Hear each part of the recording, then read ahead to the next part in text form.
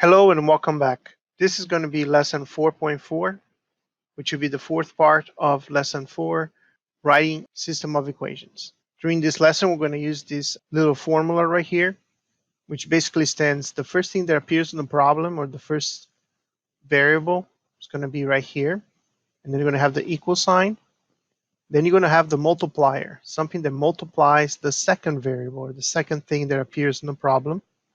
And these are the keywords for the multipliers: half, double, twice, triple. And then after that, you're going to have the add and subtract. Usually the keywords would be more than, greater than, less than, and fewer than. So let's start with example number 1. Example number 1 says a cell phone store has 12 more iPhones than Android phones. In total, there are 462 cell phones. Write a system of equations that can be used to determine I, the number of iPhones, and A, the number of Android phone the store has. Okay, so first let's start with the variables. And if you remember the previous lessons, you always want to be on the lookout to the end for the variables to be given to you. So in this case, we see that they gave us the variable I and the variable A. So I stands for iPhones. So let's write it over here, iPhones. And A stands for Android phone. Okay, so we know what the two things are, the two variables. Now we're going to look for the equations. Once we have the variables, we can look for the equations and write it over here. Okay, a cell phone has 12 more iPhones than Android phones. So if you follow this format here, the first thing that appears here is the iPhone. So I'm going to write I. Then I'm going to write the equal sign. And then I'm going to write the second thing because I don't see any multipliers. If you notice, I don't see any of these words. So I'm just going to write the variable A. And then I have the add and subtract. In this case, would be 12 more, so it'll be plus 12. So basically it means the number of iPhone equals the number of Androids plus 12. And then on the second phrase, it says that in total, there are 462 cell phones. Right there, this is a keyword that you need to remember. That means you are going to add the both variables, okay? So in this case, means in total, the number of iPhones plus the number of Androids is 462. And there we go. There is our two equations. Let's go on to example number 2. And what I'm going to do is I'm going to bring the formula that we're going to be using up here so it can be easier to see. All right, very good. So let's tackle the problems. And remember, the first thing we're going to look for is the variables. So we're going to write here variables. And I can already identify G and B. G is the number of girls, and B is the number of boys. Now let's find the equations. So let's write the equations right here. And let's go ahead and tackle the problem. In Ms. Thompson Math Models class, she has a mixture of boys and girls. Right there, I know that the two variables are boys and girls. She has a total of 28. So right there, I can write boys and girls equals 28. And then the next phrase says there are 3 times as many boys as girls. Well, the first variable or the first thing that appears is the boy, so I'm going to write it first, followed by the equal sign. We do have a multiplier, which is 3 times, so then we write 3 times the second thing, which is girls. And if you notice, I don't have any of these keywords for adding and subtracting, so that means that is going to be my equation. All right, let's go on to example number 3. Let's start with the variables.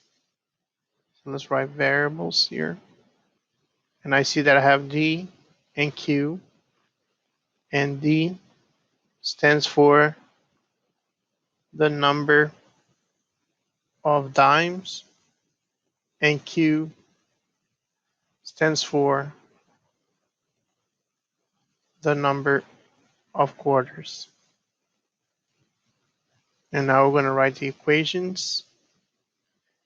And then when we tackle the problem, it says Miss Thompson has some quarters and dimes.